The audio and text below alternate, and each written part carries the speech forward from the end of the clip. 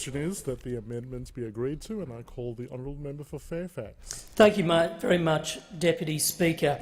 And the member for Longman started off her speech with an extraordinary claim that the government has done nothing for the economy.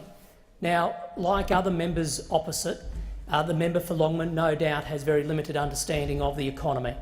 However, let me point out that in the last financial year, 240,000 new jobs were created. 240,000 new jobs. We know recently from various surveys that investment is up, particularly in the non-mining sector. We have a new set of national accounts out that are looking at the June quarter, which show economic growth at 0.8%, show a 1.2% increase in total wages paid. So let's have a look at this claim that the government does nothing for economic growth.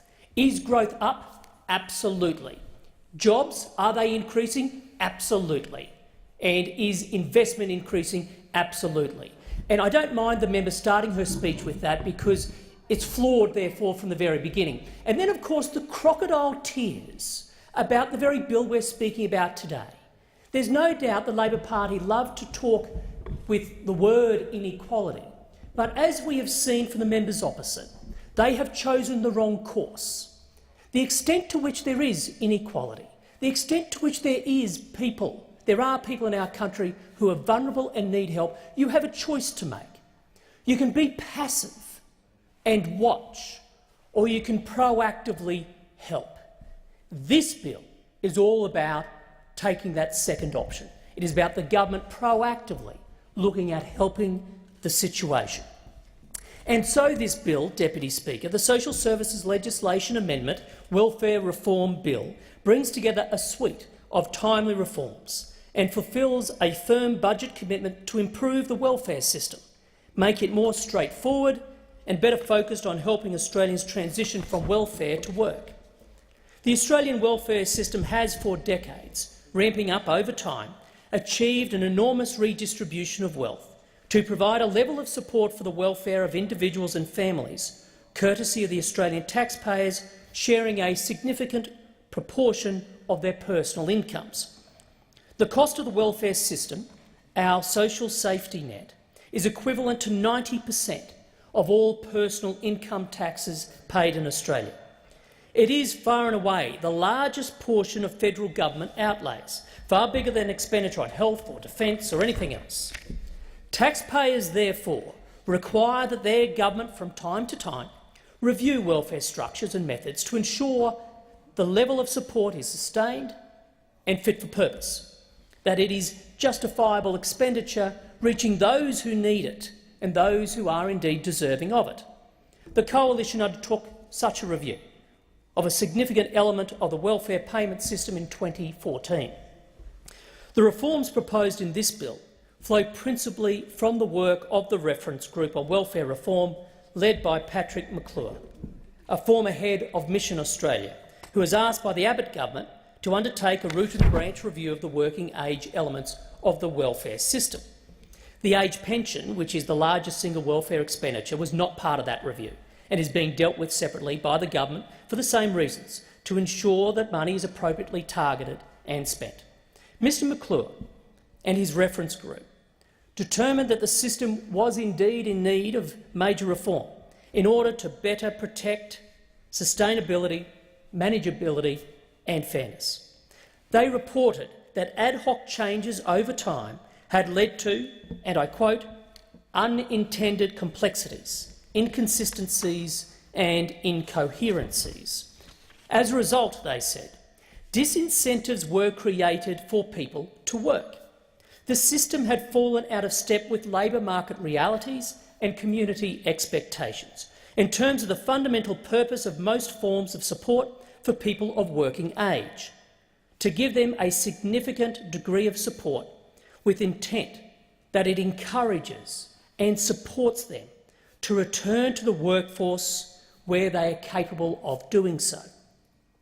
The conclusion, therefore, was that without reform, the fiscal, economic and social sustainability of that part of the safety net dealing with working-age Australians would be compromised. And that's unthinkable. That's unthinkable in a country— Sorry, the member for Fairfax, can you resume your seat on a point of order? Understanding Order 55, I wish to draw your attention to the state of the House. Quorum required. Ring the bells, please.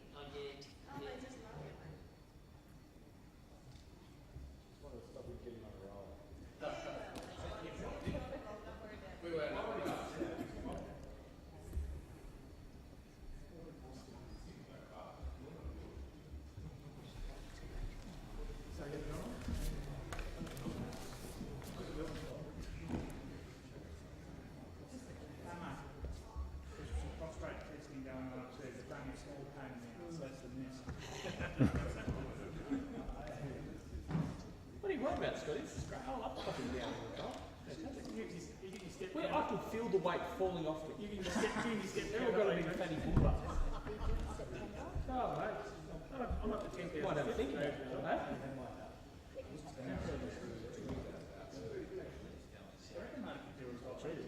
Go, he's gone. Did you catch tea the other morning, mate? Did you catch it? Yeah. He's not bad. I whistled to stop him. I'd never catch him the other way. Quorum present. I call the honourable member for Fairfax. Oh, thank you, Deputy Speaker. And they just keep doing it. Every single time that the Coalition points out that Labor wants to keep people down, whereas we lift them up, they call a quorum. They're ashamed. And if I was on their side, I too would be awfully ashamed. And so here we have a situation, as I was saying, that it would be absolutely unthinkable if the social safety net that we have in this country is compromised, thus the need for reforms that this bill represents. And it has to be taken into account that our safety net in Australia is an expensive one. Welfare spending by the federal government, the taxpayer, in 1999-2000 was $90 billion. In 2015-16, it was $155 billion. It is so clear that the stakes in managing this amount of money is enormous and requires the sort of rigorous oversight represented by the measures in this bill. Clearly, and especially in light of an ageing population and massive commitment to improved spending for the disabled through the NDIS that's now ramping up rapidly, we need to be doing everything we can to ensure that benefits are fair, fit for purpose and, above all, sustainable. Now, these realities show the significance, the importance of this bill, Deputy Speaker. It represents a necessary, timely and comprehensive reform of working-age welfare payments that makes the system simpler, more sustainable, and which has a stronger focus on the crucial task of supporting people to make the transition from welfare to employment. A major measure here is the introduction of a single job seeker payment from March 2020 that replaces 7 existing payments to simplify the system. The New Start allowance, sickness allowance, wife pension, bereavement allowance, widow B pension will cease in March 2020 to be replaced by the new single payment format, which will reduce administrative complexity. There will, for the first time, be a single set of rules and rates for people of working age with the capacity to work, based largely on the existing New Start eligibility requirements. A major thrust of the bill, reflected in many separate measures also, is that it firmly entrenches long-term employment as the best outcome for people who enter the welfare system, with special emphasis on mutual obligation principles. If a job is available and the recipient is able, well, they should take it, rather than become long-term welfare recipients. One of the special measures in this area goes to the activity test, which currently provides New Start support for older but still working-age Australians in the bracket of 55 to 59-year-olds, who are said to have met the activity test if they do 30 hours of voluntary work a fortnight. From September next year, in order to give added emphasis to the thrust of the bill that a job is the best form of welfare, then paid work of 30 hours a fortnight, or a combination of paid and voluntary work, with a voluntary component no greater than 15 hours, will enable the recipient to continue receiving that support. In the same vein of encouraging paid work for those who are able to undertake it, there will be a stronger emphasis on the responsibilities of those with alcohol or drug problems. And this is an important measure, given their disproportionate representation in the welfare system. People who are unemployed are 2.4 times more likely to be drug or alcohol dependent. And that cohort is much more likely, while on welfare, to use that dependency as an excuse for not engaging in their obligations to seek work. Now, this gets to the heart of what this measure is all about, Deputy Speaker, because it comes down to helping people. Now, we know that the best way of ensuring people can get on top of their addiction is to improve their ability to find a job. Again, a job is the best form of welfare. Yeah. Today's bill proposes that New Start and Youth Allowance recipients who return a positive drug test during a 2-year trial program across 3 locations will have their payments placed on income management to limit their ability to buy drugs. Should a second drug test prove positive, then the recipient will be referred for professional treatment, which will then form part of their mutual obligations. Again, Deputy Speaker, this is not a punitive measure, nor is it designed to stigmatise or unfairly penalise welfare recipients suffering from substance abuse.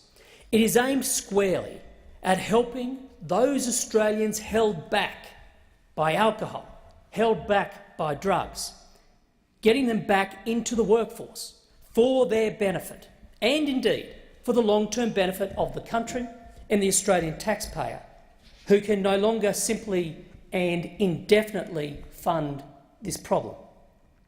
Mutual obligation beyond the substance abuse measures will also be extended more widely by the bill to apply more stringently to all recipients. Most, about 2/3, attend all their required appointments in relation to the search for employment, and a suspension of payments for the 1/3 who miss too many of those appointments is typically enough to get them back on track. But there is a minority who are just gaming the system. The bill establishes a demerit system so that those who are constantly avoiding their mutual obligation requirements will be monitored and more stringently penalised. Deputy Speaker, these are all very worthwhile measures, and the core issues here in this bill are essentially, 1, the maintenance of a welfare safety net that is fair and fit for purpose, and 2 is that taxpayers rightly deserve that the government of the day acts on its obligation to ensure that the very significant cost of that safety net is no higher than it needs to be. I commend the bill to the House. I thank the honourable member for Fairfax. The question now is that the amendment be agreed to, and I call the honourable member for Macquarie. Thank you, Deputy Speaker. The Liberal Party and National Party's relentless demonisation of people in this country who access our welfare system is something that needs to stop. It has to stop. Think what the research by the member for Fenner shows. $1 spent in the Australian social security system does more to reduce inequality than $1 spent in any other welfare system in the world. It's not perfect, but our system is helping people. This bill, rather than helping people, as the previous speaker suggested, is actually about hurting people, about demonising them for the circumstances in which they have found themselves. Our welfare system, for many people, provides a safety net that allows them breathing space to get back on their feet. Yet what we see on this side as an appalling attack on people who found themselves at their most vulnerable, those opposite seem to see as a success.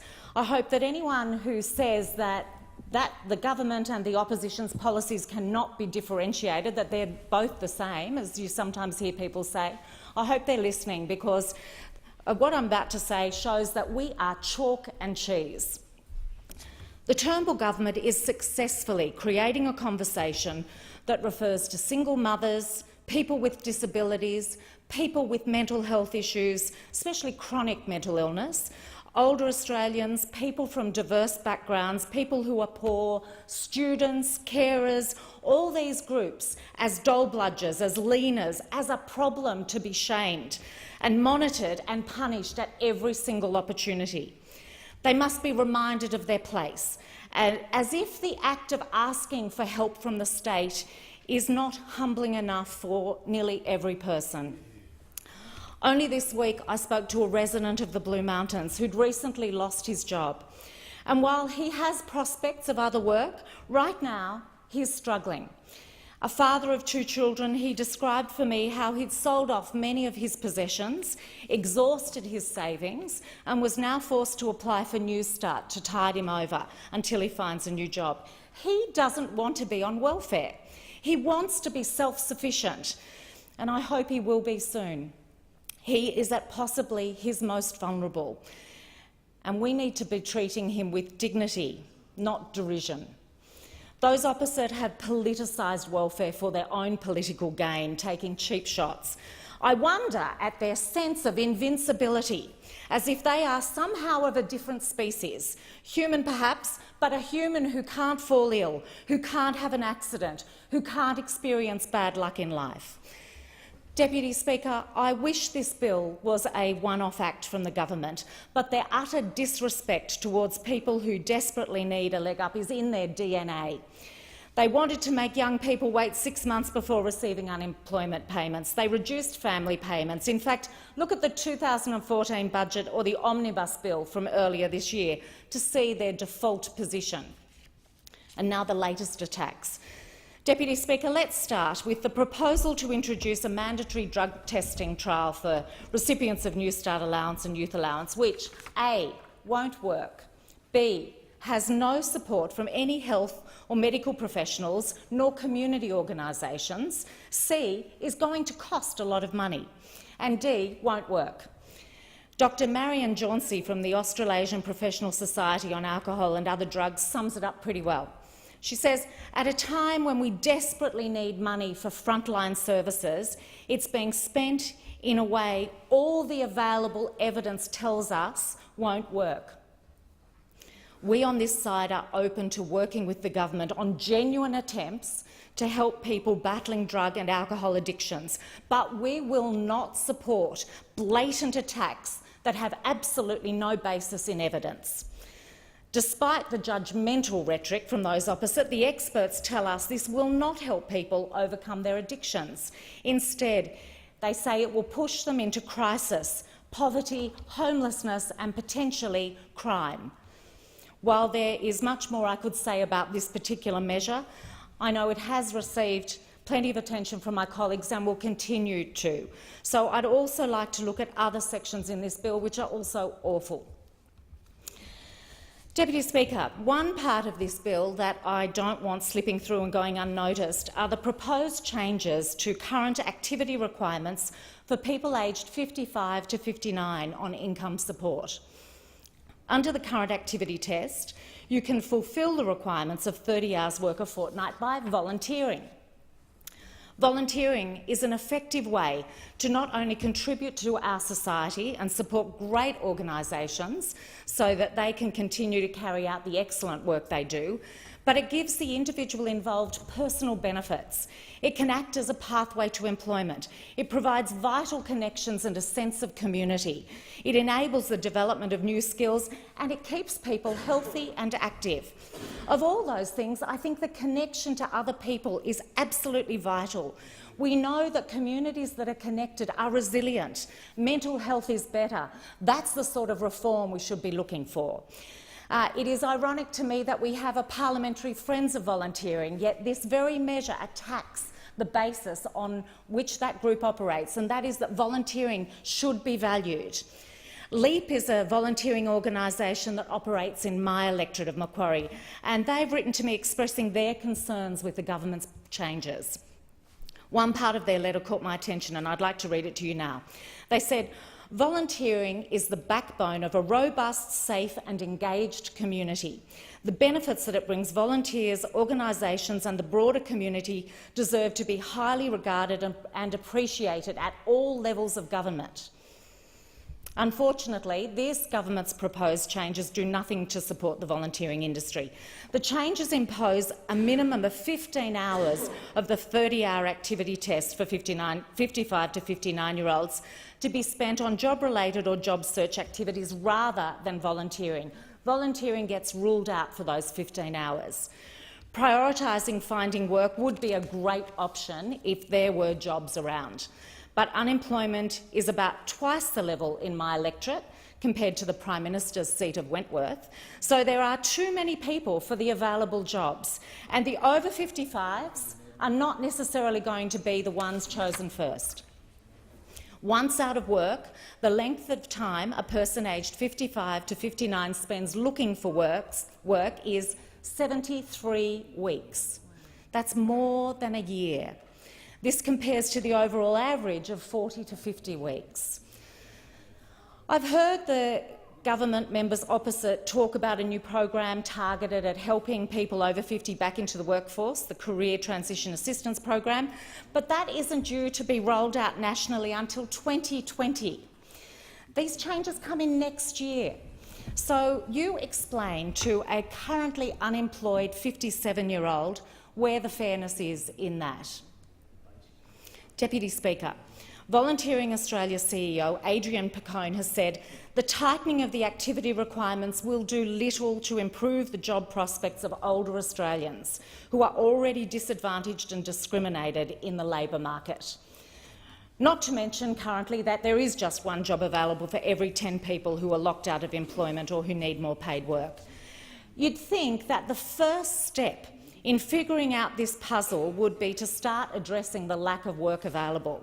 That'd make sense. But not to this government, no, that's not the approach that's taken. They like making people look for jobs that just aren't there and then shame them for not being able to get one. The Volunteer Involving organisation, which also operates in Macquarie, shares my concerns and said that, quote, "It is most disappointing that the government is focusing on enforcing mutual obligation without a commensurate effort into facilitating job opportunities for mature-aged workers. The Centre for Volunteering data shows that volunteering makes an estimated annual economic and social contribution of $290 billion to the economy, a contribution that will be jeopardised by these changes. Forcing people to give up voluntary work where new skills are learnt and old skills developed in favour of undertaking job search-related activities which do little to expand their skills base at times is a move that will completely fail to improve their job prospects. There is only one winner here. And it's not the people on income support.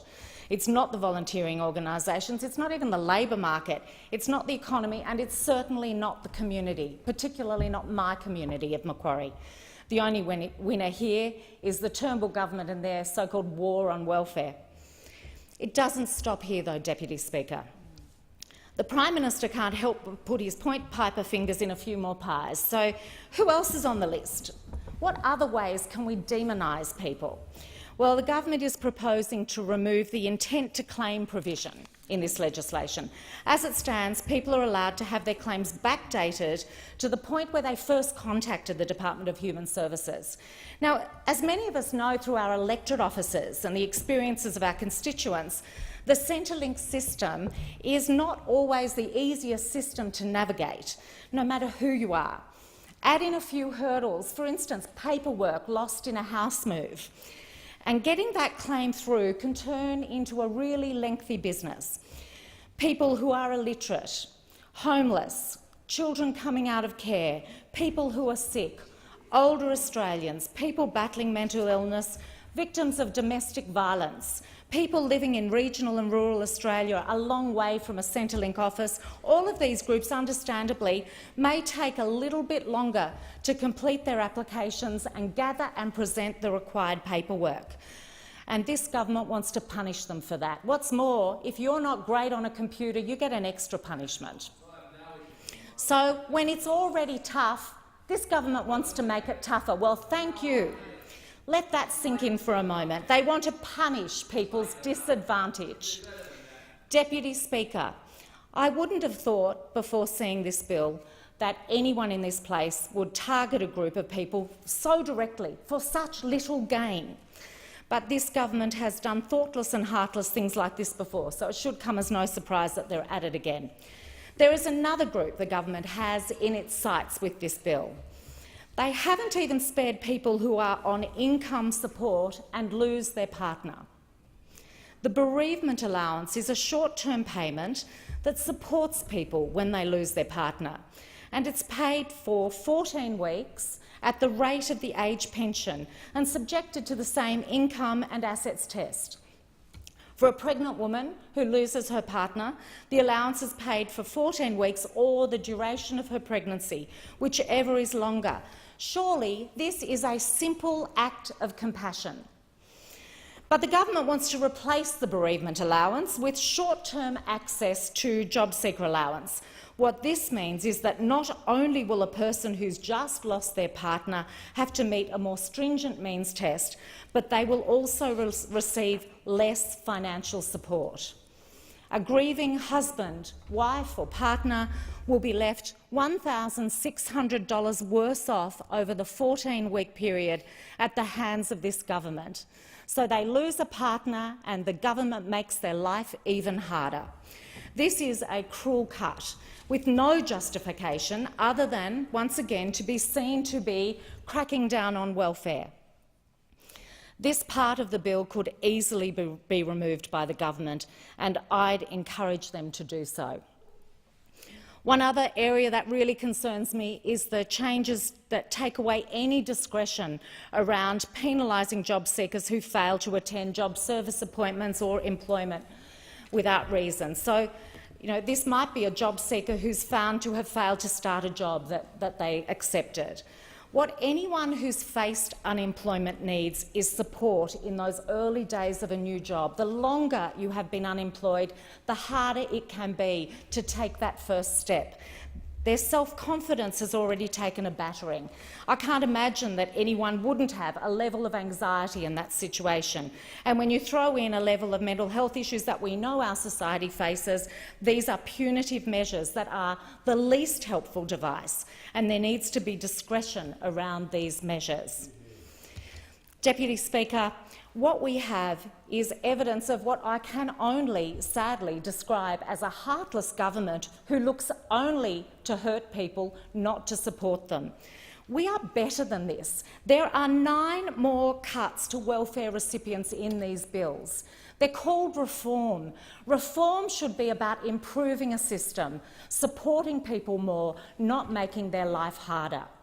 I really ask those opposite to consider What if it was someone in your family who had fallen on hard times? They may well have fallen prey to drugs. They may well have addictions. You know, are you the sort of people who just want to turf people out and say, too bad you're on your own? Or are we a country where we think the state should step up, support people and give them a chance to turn their lives around? I thank the honourable member for Macquarie. The question now is that the amendment be agreed to, and I call the honourable member for Barker. Thank you, Mr Deputy Speaker. Mr Deputy Speaker, our welfare system is designed to provide a safety net for those who find themselves out of work or who are unable to participate in the workforce. It's not created to perpetuate people's drug habits.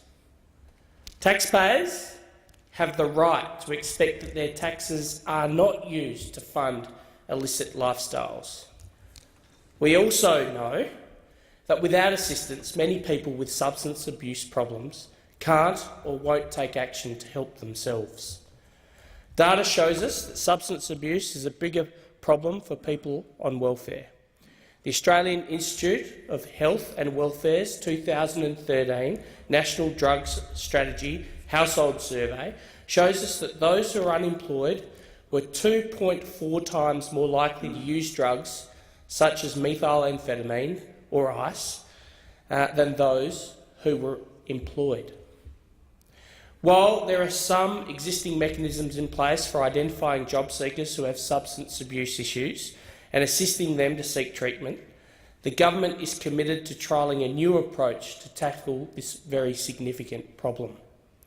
This measure is not about penalising job seekers who are drug dependent. This trial is about ensuring taxpayers' money isn't used to fund illicit lifestyles and testing new ways to help people with substance abuse issues to overcome them and re-enter the workforce. The best form of welfare, Mr Deputy Speaker, is a job, and everything should be geared towards supporting capable people into work wherever possible. This is the fundamental principle on which our policies are based.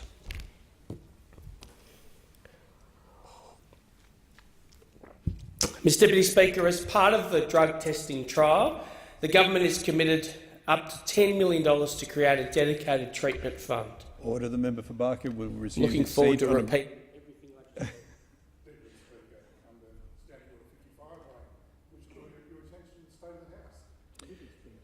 Quorum required. Ring the bells. Thanks for waiting till I got my Facebook part of my speech. It's often the way you deliver them. It wasn't. I got my 90 seconds in when I wanted. Right.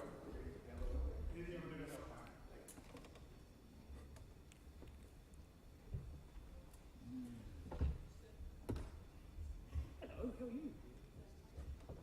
Excellent. Love the music on that. I talked to you on the board about power there. It was never in my mind.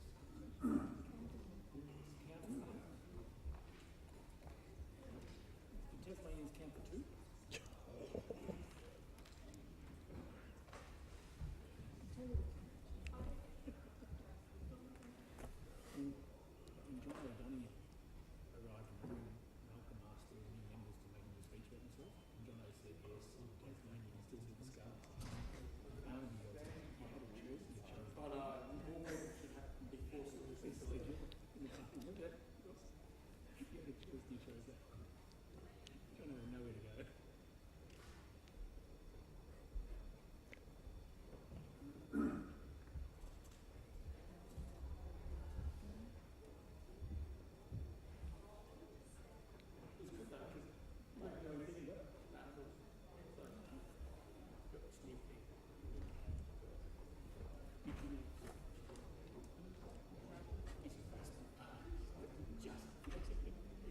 Awful.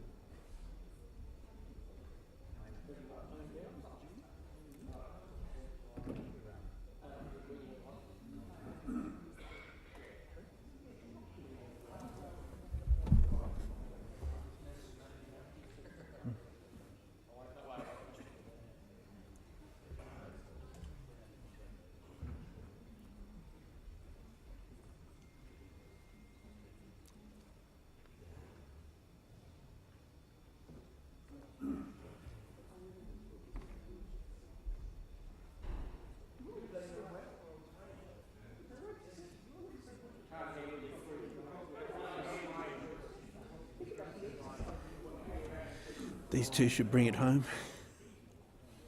Sad sack, Ryan. What are you doing to us? I'm getting sore legs. Are you? What are you telling me? Quorum present. I call the honourable member for Barker. Thank you, Mr Deputy Speaker. Mr Deputy Speaker, I thank the member for Lyons for the intervention. You know, I was playing squash this morning with the former member for Lyons. What a great pity this place doesn't continue to be served by that man in this place.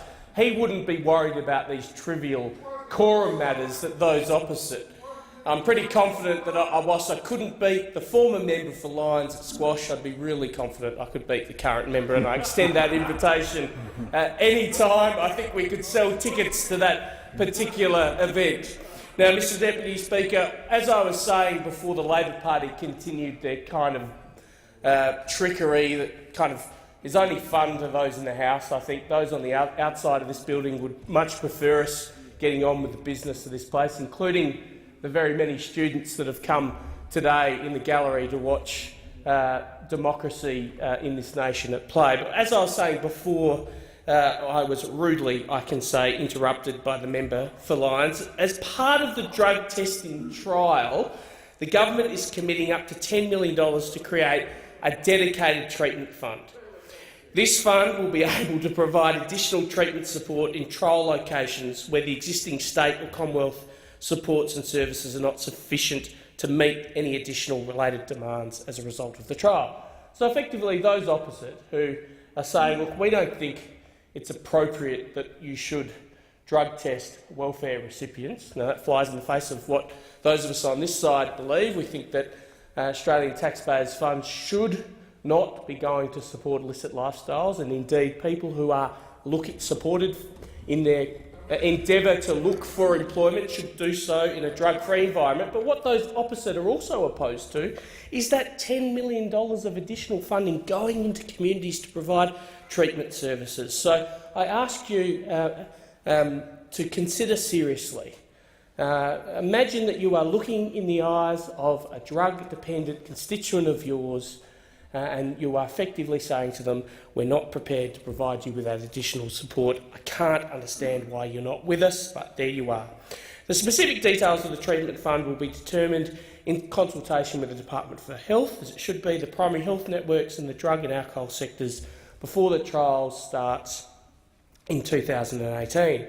Now, this additional $10 million is in addition to the almost $685 million the Commonwealth already contributes over 4 years from the 1st of July 2016 to reduce the impact of drug and alcohol misuse on individuals, families and communities. And that is because the Turnbull Coalition government understands the harm that these drugs do to communities, the harm they perpetuate on the individual, on their family members, on the communities in which these people live. This includes, of course, an investment of almost $300 million over 4 years as part of the National ICE Action Strategy to improve treatment, aftercare, education, prevention, to support community engagement to tackle ICE.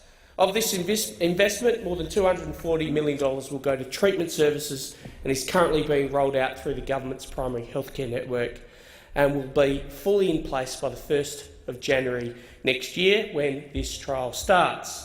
The availability of appropriate treatment in the trial locations will be monitored.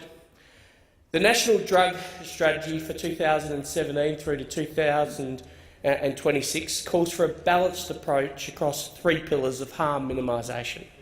A balanced approach across demand reduction, supply reduction and, importantly, harm reduction. The Australian Government is committed to reducing harmful and illicit drug use and supporting people to recover from substance addiction and misuse. This includes harnessing the welfare system to deter substance abuse and provide pathways to recovery. The key principles underpinning the National Drug Strategy are evidence-informed responses, partnerships, coordination and collaboration, and national direction with jurisdictional implementation. The government considers that drug testing trial is consistent with these principles. This trial is all about developing an evidence-based, effective approach to interventions in Australia. working hand in glove across government with local primary health networks and treatment providers and leveraging national mechanisms to try and improve outcomes for individuals, their families and their communities. This measure will trial drug testing of job seekers in 3 locations only.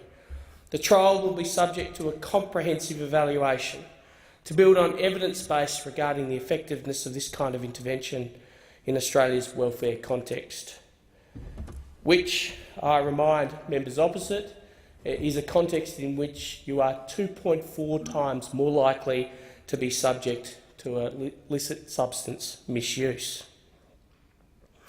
Drug testing of certain welfare recipients has been legislated in at least 15 states in the United States of America on either a fully rolled out or trial basis.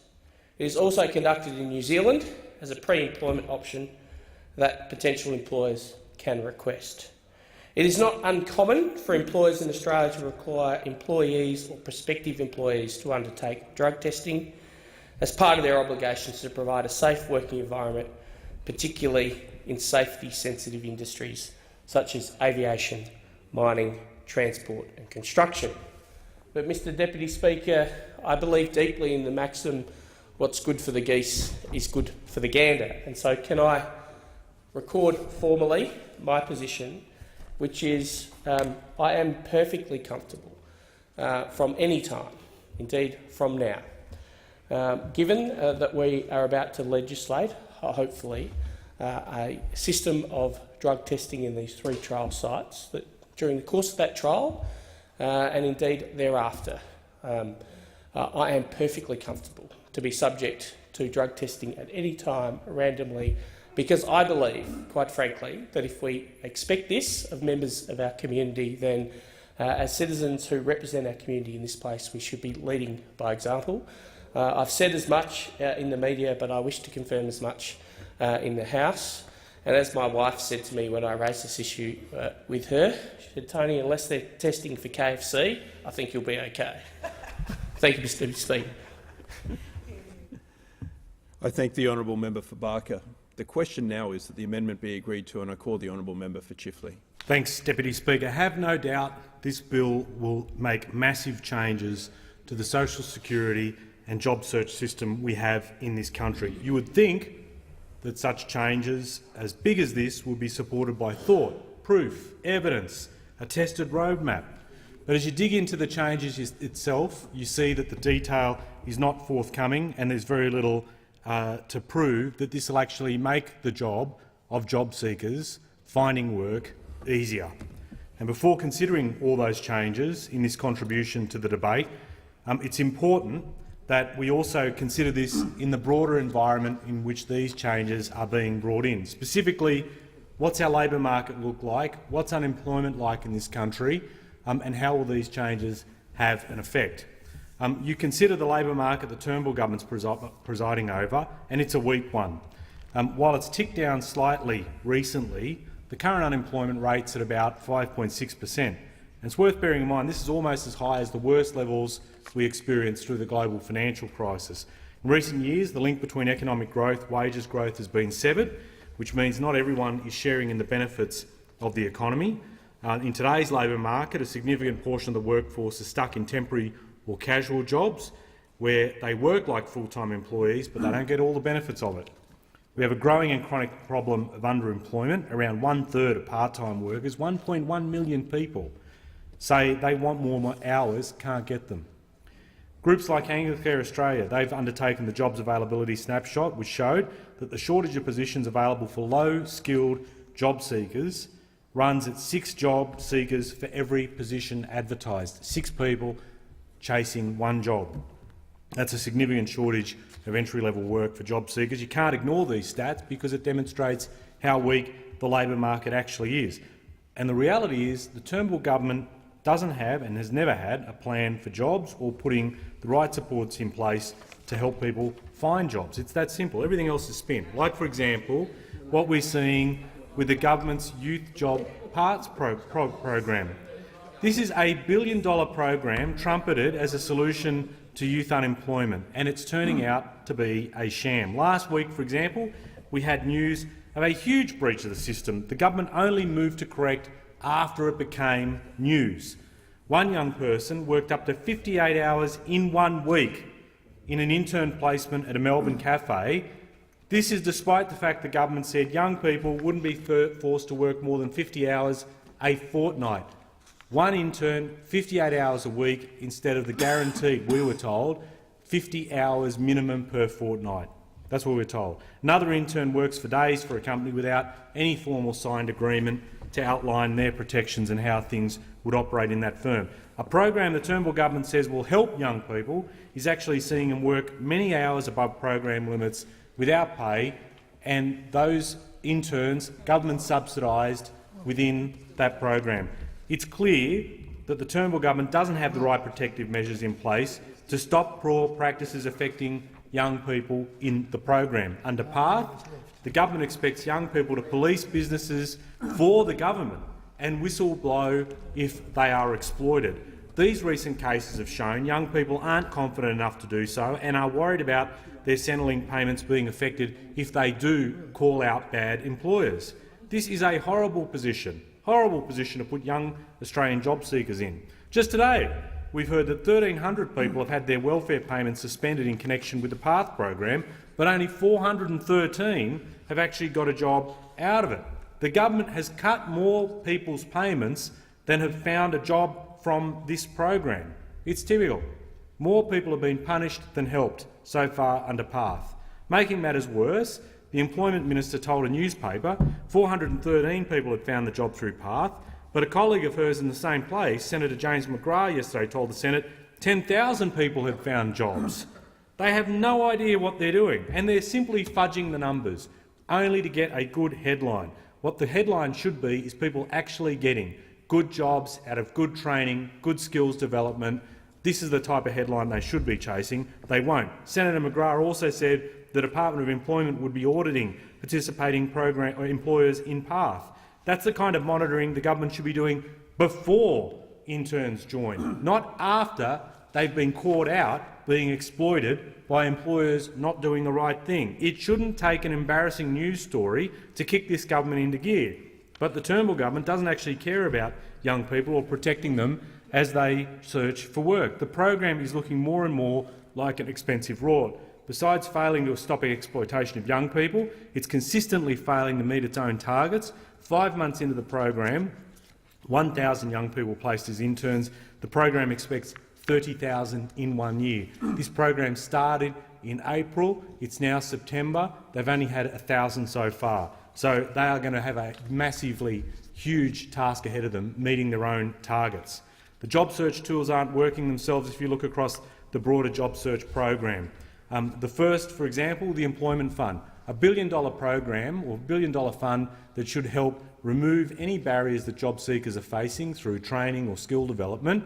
And when you look at how much has been spent, we confirmed back in May only 15% of this $1 billion employment fund spent.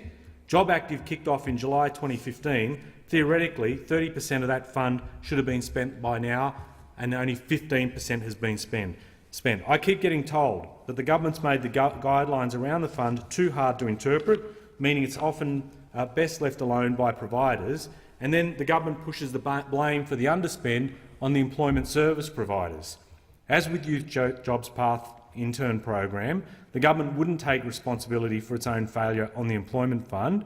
You look at also, for example, the amount of money we're spending in this country on wage subsidies to help get the jobless into work, and in all the cases, the Restart wage subsidy, youth wage subsidies, parent wage subsidies, long-term unemployed and Indigenous wage subsidies, across all those 4 categories, only 35% of the forecast expenditure on wage subsidies to get people back into work has been spent. 35%. Clearly, these subsidies aren't working. So when the government complains about dole bludgers or paying welfare to people who don't deserve it, remember, this government doesn't take responsibility for their own mistakes. They don't take responsibility for their own failing job programs, and more importantly, they don't just not take responsibility, they don't fix them to get people into work. Here's the snapshot of the job network under this government, how job programs are performing. We have 730,000 people roughly out of work in this country. We spend roughly $9 billion on government job programs. It's the second largest area of procurement outside of defence. We have 40,000 employment service consultants. Only 20% of the people helped by the government's job programs find work that lasts longer than 26 weeks. Only 20%. Only 35% of wage subsidies have been spent, underspent on the employment fund. This is the state of the job network under the Turnbull government.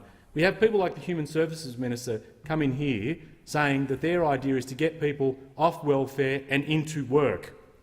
Well, the Turnbull government is spectacularly successful in getting people off welfare, and they're spectacularly unsuccessful in getting them into work.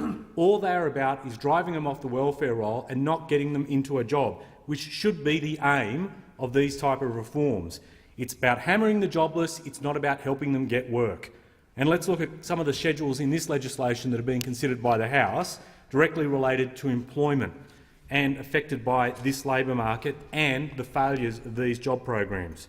If you look at Schedule 15 in terms of compliance, it changes the compliance framework for income support recipients to mutual obligations and participation payments. It's a two-phase framework. One is providing demerit points to job seekers who fail to comply with their obligations, and if a job seeker accrues 4 demerit points in a 6 months period, they'll be assessed to see whether they are put through what's called an intensive phase. And in that intensive phase, there are 3 escalating penalties or strikes. First strike, you lose 1 week payment. Second strike, you lose 2 weeks. Third strike is cancellation of the payment, and a 4-week exclusion for reapplication. This compliance reform, produced without employment sector consultation, will cut more people off welfare payments than the current system without any apparent improvement in the actual job seeker employment outcomes. Because under the current system, roughly 72,000 penalties are applied, but under this system that will more than double. That will go to nearly 150,000 penalties applied.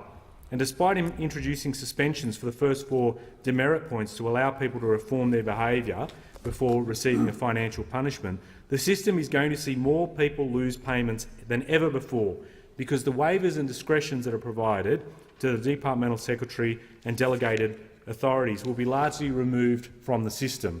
We will oppose the measures unless the government reinstates waivers and discretion for employment service providers and the Departmental Secretary when assessing demerits or financial penalties. There are some people under terrible circumstances. It will actually be counterproductive to apply this compliant framework in the process of trying to get that person into work. If it is counterproductive in getting people into work, then why apply the measure? And the only reason you would is basically because you're wanting to hammer those people and not help them. The National Employment Services Association, Jobs Australia, they've all voiced concern that the government hasn't consulted adequately about how the new system would operate. For example, NISA said there's a level of discretion now. Having that level of discretion where you take into account the whole person's circumstances is important. Now, that kind of balance is being removed under this proposal. NISA pointed out the sector had only received a few meetings with the Department of Employment about the new framework and hadn't received any indication about what training had been provided. Again, we need the detail. ACOS noted that evidence from the UK showed that inflexible and punitive compliance sanctions had the reverse effect and would increase the risk of participants becoming homeless and had negative outcomes, particularly in terms of engagement with the labour market. We want people engaged, we want people getting jobs, but the evidence from other parts of the world where this has been tried out is the reverse occurs. That's why discretion and waivers must be retained in the system, and it should again be done in a way to help people get into work. And I urge the government to reinstate discretion and waivers into the compliance framework. Schedule 9. Schedule 9 in this proposal removes the ability of New Start and some special benefit recipients aged between 55 and 59 from fulfilling the activity test by volunteering 30 hours per fortnight. The big reform that this government is heralding is they actually want to hurt community organisations that are reliant on volunteer labour by those that are 55 to 59. They think this is the big reform they need to do. Let's be very clear. The Turnbull government is going to hammer those community groups by cutting the amount of time people can volunteer and still receive job seeker payments. The across-the-board response of volunteer and charity organisations that contributed into the Senate inquiry into this bill was, "Don't do this." That was the response. They believe this change will decimate the number of people and volunteer hours available to community organisations helping neighbourhoods across this nation. Volunteering Australia tore through the logic of this change very succinctly. They said they were, quote, concerned that the tightening of the activity test could move people away from volunteering positions, which will have a profound impact on the volunteering sector. This proposal will do little to improve the job prospects of older Australians, an already disadvantaged group in the job market, end quote. Anglicare pointed out the simple truth about the jobs market. Their snapshot shows there's only one entry-level position for every 6 job seekers, and we know this age cohort experiences higher levels of discrimination. The government knows this too. This is why they're rushing in what's called their Career Transition Assistance Program in trial form only. The actual program begins in 2 years' time, but the job seekers that are affected now get hammered in terms of their welfare payments. Then that program itself, this program, $98 million is only been spent on this program over 4 years. It should be done by employment service providers right now, doing a skills audit, working out what the training requirements are, helping them market themselves to job or employers. That stuff can be done right now. But this career transition program that's being put in place by the government is simply a fig leaf to show that they're doing something for 55 to 59-year-olds that's going to happen in 2 years' time and not now. It is, frankly, a disgrace. When we look at all the measures that are being put in here so far as it applies in the employment sector, or in terms of getting jobs for people, this is about making it harder for them to get work while making their life harder during the period of time they're looking for work. If this was fair income, we want people to work. We need people to get into employment. We need the investment in skills and in those people's positions. And for once, it would be great to hear the Employment Minister actually talk about getting those people into work in a way that invests in them rather than denigrates them. All we hear is ideology. We don't hear anything practical or pragmatic to help people, Australians, get back into work. I thank the member for Chifley. The question is that the amendment be agreed to, and I give the call to the member for Durack. Thank you, Mr Deputy Speaker. I rise today to speak on the Social Services Legislation Amendment Welfare Reform Bill 2017. Deputy Speaker, the Turnbull government backs its commitments. It stands by the workers of Australia and it stands by the mutual obligations between citizens on welfare, the government and taxpayers. Deputy Speaker, we know those opposite have proved to be no friend of the workers, with their dodgy union deals and their job-killing taxes that we've been hearing about for some time. But we on this side, we do stand for workers, and we want more Australians to be in work. We want them to be in a job. The member to just resume her seat. The member for Lyons. Thank you, Deputy. Sorry, you've got to take A point of order, the member for Lyons. Deputy Speaker, understanding Order 55, I wish to draw your attention to the state of the House. Would you like, is quorum required, the member for Lyons? Deputy Speaker. Quorum is required. Ring the bells.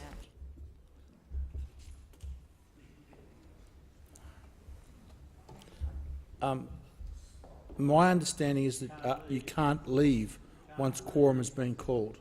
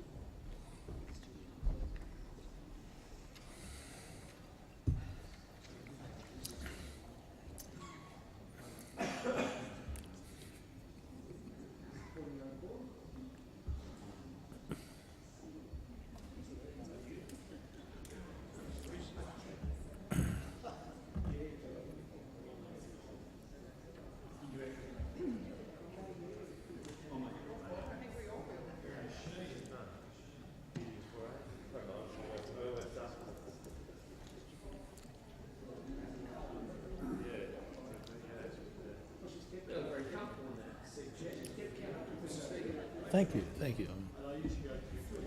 Quorum is present. The member for Durack has the call. Thank you, Mr Deputy Speaker. It's so great to have an audience here, especially on this side, because, as we know, we on this side, we actually stand for people getting a job, and people just wanted to hear that and to know that those on the other side, they don't, as I've just referred to. We stand for getting people into work, and we understand that the best form of welfare comes not from this government or any other government for that matter, but from a well-paying and stable job. Deputy Speaker, this is why we are backing our commitment to comprehensive reform of Australia's welfare system and introducing this bill. The bill we're debating today has seen extensive consultation with some 271 public submissions and 231 online comments received.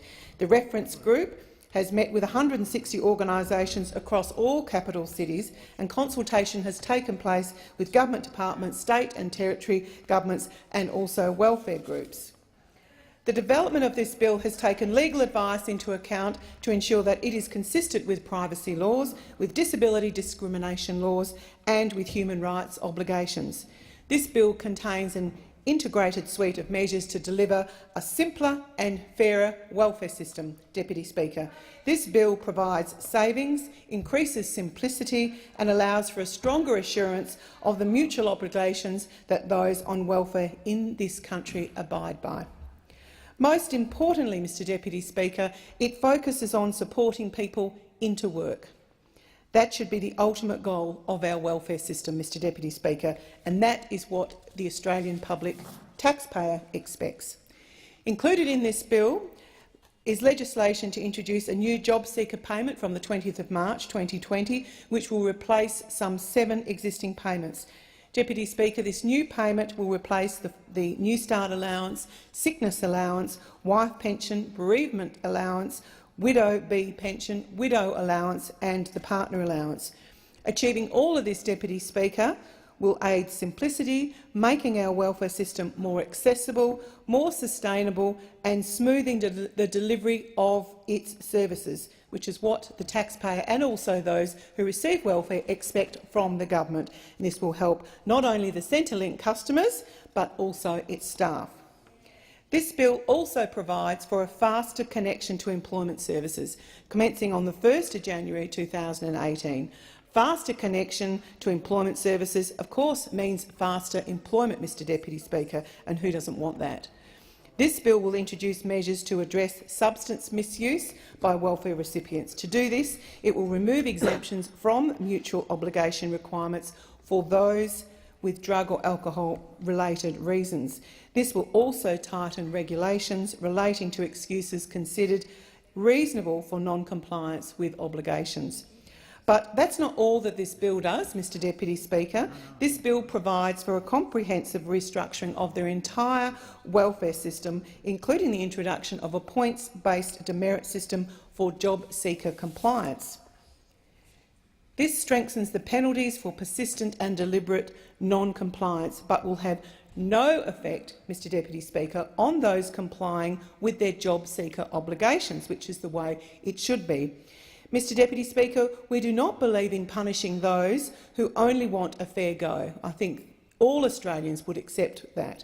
What we do believe in is a fair go for the taxpayers of Australia as well. Our reform package also contains several streamlining processes which will take effect from the 1st of January 2018. One such efficiency is changing the current system where intent to claim is deemed to be a claim. This measure will produce savings and also encourage job seekers to engage with the system sooner and should be encouraged. We will also be streamlining the collection of tax file numbers and improving the efficiency of processes around welfare fraud referral. Mr Deputy Speaker, despite those opposites that may try to imply that the objective of this bill is simple, this is to create a fairer welfare system that supports more Australians to move into jobs. Mr Deputy Speaker, Australians, they're not mugs, and they don't like being taken for mugs either. They reasonably expect that those who can work should work. It's as simple as that. And the bill we are introducing, it represents that expectation. Mr Deputy Speaker, this is a positive turning point for Australia's welfare system. focusing it better on what should be its key objective.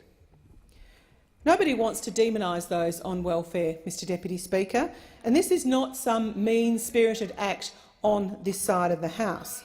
What we do want, what I want, and what the Australian taxpayer wants is to see people moving from welfare to gainful employment. I think we all want that, Mr Deputy Speaker. Mr Deputy Speaker, the intergenerational welfare trap is far too prevalent in this country, and I see the impact of this far too often in my vast electorate of Durack, where many of Australians' disadvantaged people live. And I do not begrudge anyone access to welfare when they need it. But it is also incumbent upon individuals to take responsibility for themselves and, if capable, seek out employment opportunities. This bill simply reinforces this responsibility, while seeking to assist those who are not capable of doing so. And as I've said, Mr Deputy Speaker, this bill is designed to address substance abuse amongst welfare recipients. To this end, some 5,000 new recipients of New Start and Youth Allowance will take part in a 2-year drug testing trial rolled out over 3 trial sites. The 3 drug testing trial site locations have now been announced, and I'm confident that the residents in these areas will see the benefits of this policy. For the first time, Mr Deputy Speaker, our welfare system will address substance abuse amongst welfare recipients. Many of those who earn their salary in my electorate are required to pass a drug test to start work each day, in particular in the mining industry. And I don't think it's unreasonable that those who benefit from their taxes are held to the same standard. And I might just put on record, Mr Deputy Speaker, given I know my friend from Barker, from the member for Barker, also said it, that I have no objection, given that I earn my living from the taxes of the taxpayers. I have no objection of being drug tested every single day. Indeed, when I worked in the mining game and also the agricultural industry, I certainly was subjected to drug testing and have no issue with that whatsoever. So this drug testing measure is not designed to be punitive. As I've said before, Mr Deputy Speaker, this is not some mean-spirited act where the dreadful Liberals and the National parties are trying to be nasty to people. It is not that at all. The specific aim of this bill is to help those with a drug or alcohol problem. That is the point of this reform. The point is to help them to deal with their substance abuse and ultimately to provide a pathway for them to secure employment. Helping those with a history of drug and alcohol use to secure employment will allow them to enjoy the advantages and the security that comes from earning a living through work. That is what this bill is aimed to achieve. Job seekers who return an initial positive drug test will continue to receive the same amount of welfare payments. The drug testing trial is not about cutting welfare from people who use drugs and alcohol. However, they will have their welfare payments quarantined to help them meet essential living costs and to limit their ability to purchase drugs. If a job seeker tests positive a second time, they will be given a referral to a medical professional. The professional will assess their circumstances and work with the individual to identify appropriate treatment options. These treatment options will then form part of the mutual obligations moving forward. Mr Deputy Speaker, these measures are all designed to assist vulnerable Australians to escape the scourge of drugs and to take away the funding for those merchants of misery who deal them. The member for Lindsay will have ample time during her 15-minute contribution. I would ask her to remain silent for the rest of the member's contribution.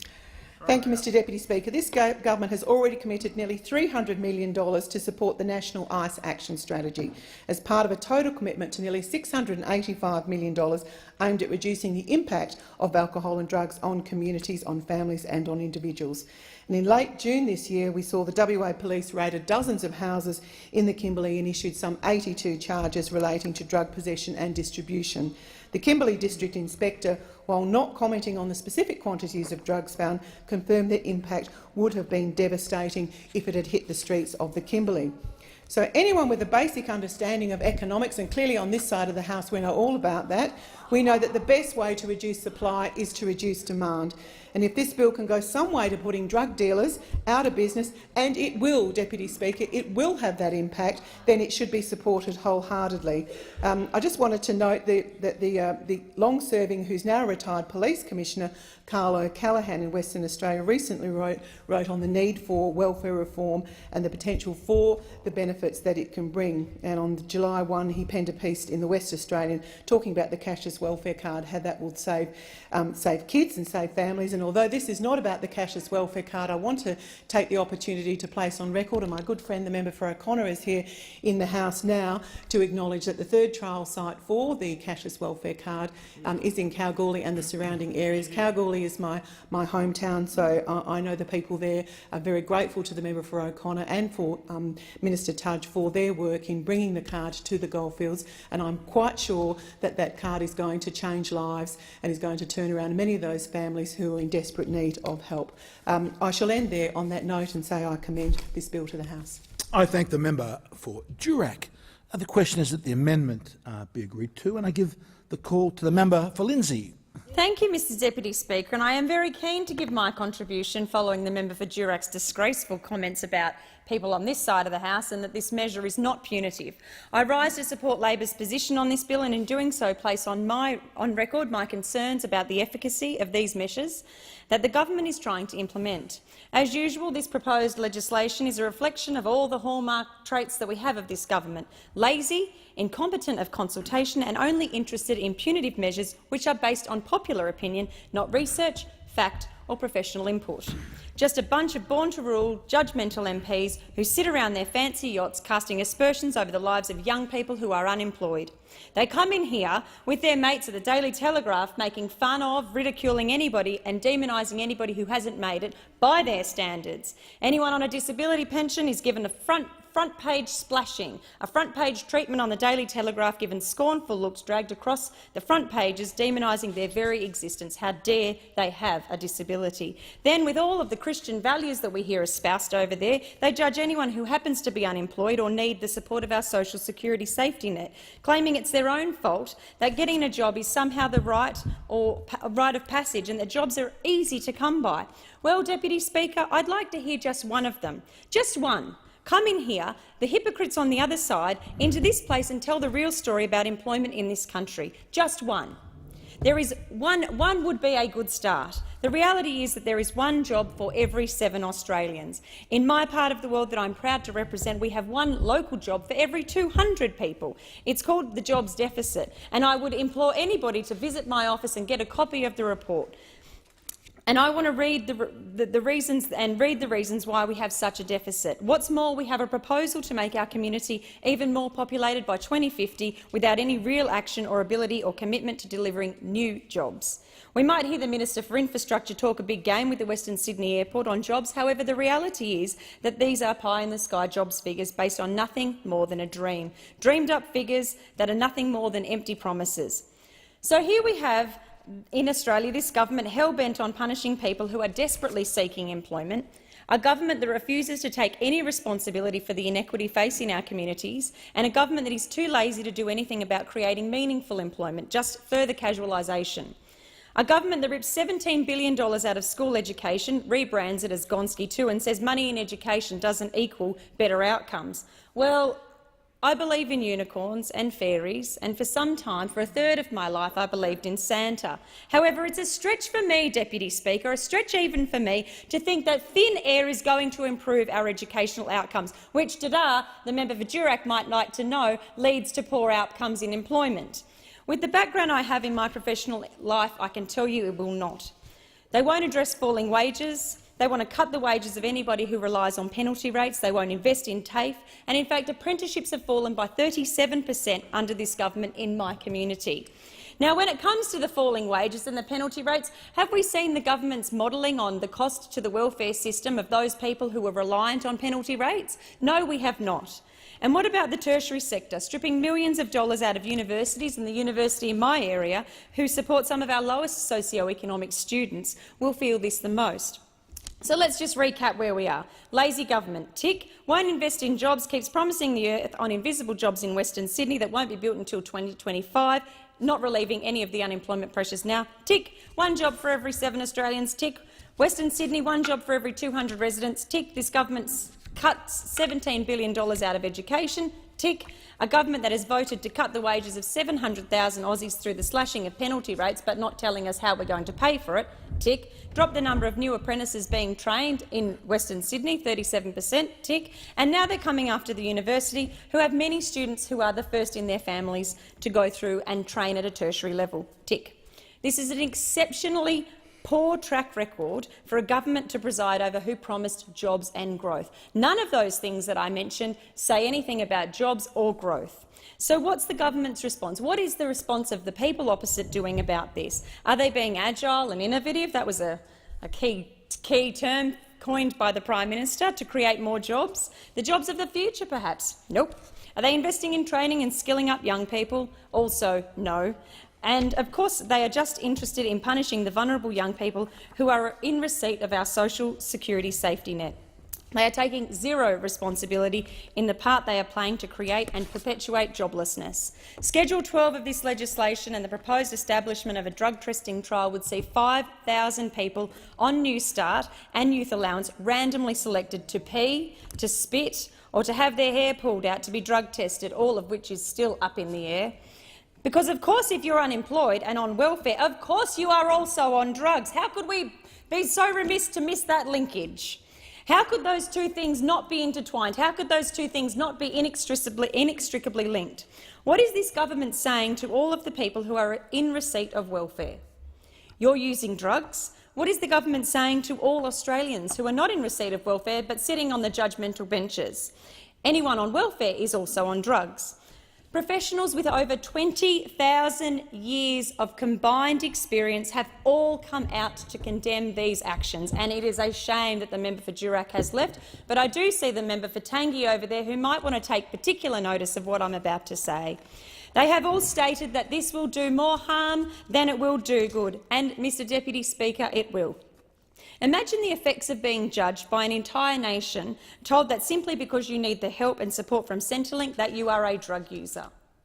I'm not sure that they taught me that when I got my education at school, but it is certainly nothing that helped me get a job or where I am now.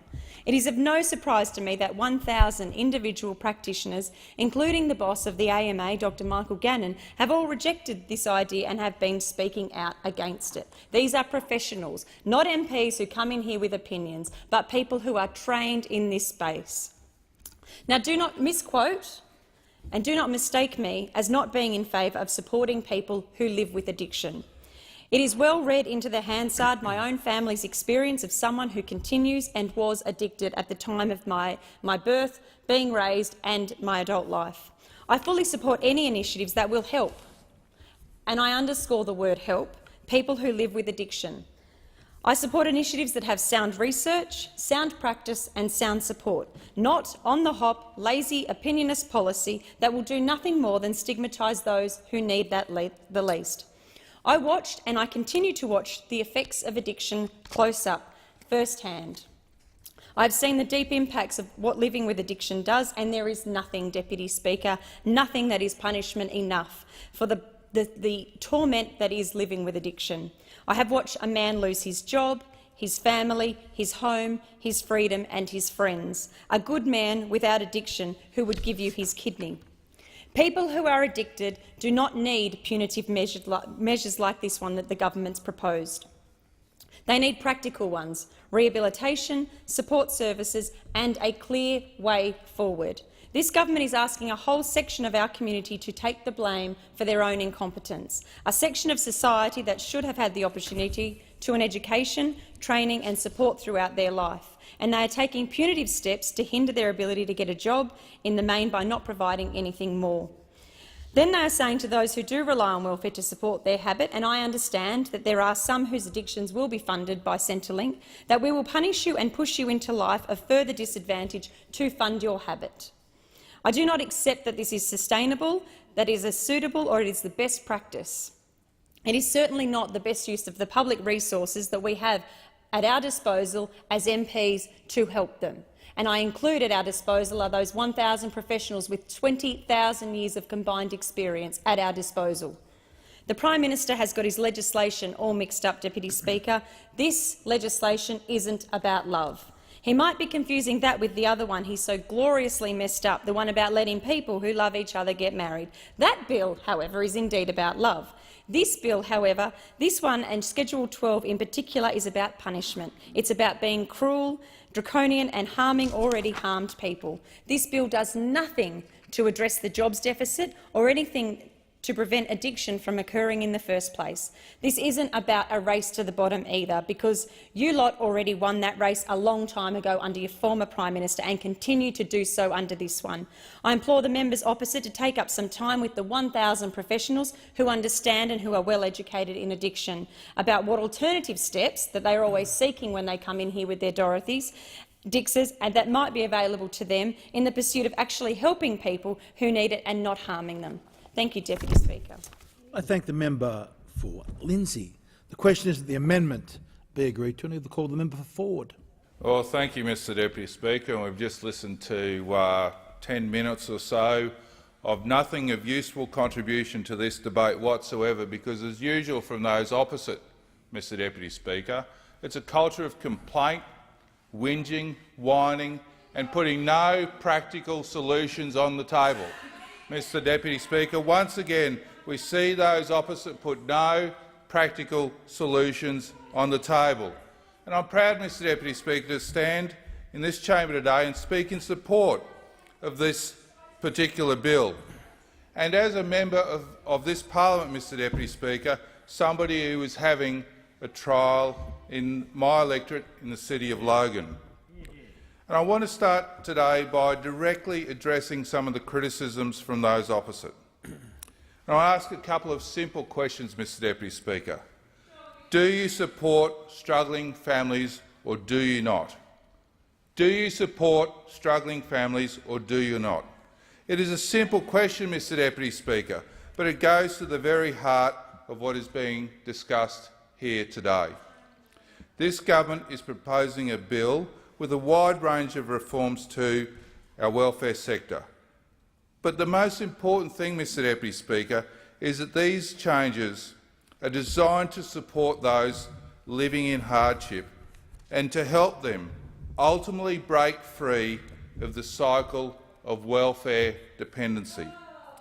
These are people living in very difficult circumstances, and these people are crying out for assistance. These are people who need a new strategy that will help them deal with a very difficult time in their lives. And I appreciate the fact that the member for Lindsay continues to interject, but her contribution that we've just listened to added nothing substantial to the debate. And what do we get from the opposition? Only time-wasting and cheap attempts at political point scoring. We certainly hear no realistic alternative solutions to a situation that we can all agree, at the very least, is real in many, many people's lives. The second question I'll ask those opposite about this bill is, do you support taxpayer dollars funding drug habits? And I suspect none of them over there would support that particular notion either. Now, Mr Deputy Speaker, we know those opposite know